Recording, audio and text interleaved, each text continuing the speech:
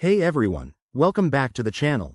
If you're holding Solana on Bitmart and want to move it to your Coinbase wallet, you're in the right place. This guide is tailored for 2025, so we'll cover the latest steps to make the process smooth and secure. Whether you're new to crypto or just need a quick refresher, I'll break it down step by step so you can do this in no time.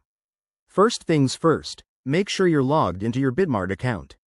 If you don't have one, you'll need to sign up and verify your identity. It's crucial for security. Once you're in, head over to the Wallets or Assets section.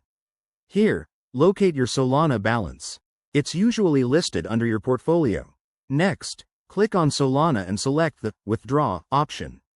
This will open a form where you'll need to enter your withdrawal details. Now, this is important. Copy your Coinbase wallet address. You can find this in your Coinbase app or website under the Receive section for Solana. Double-check that it's the correct address. Crypto transactions are irreversible, so one wrong character could mean lost funds.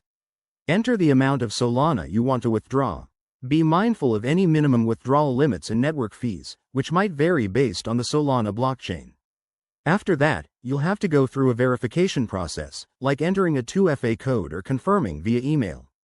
This adds an extra layer of security. Once you've confirmed, hit submit and keep an eye on your transaction. It should process quickly, often in minutes, depending on network congestion. Head back to your Coinbase wallet to check if the Solana has arrived. If it doesn't show up right away, give it some time and maybe refresh the app.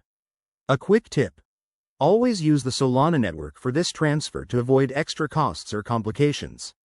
And remember, stay safe by using hardware wallets for long-term storage.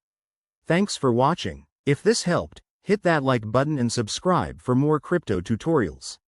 See you in the next video.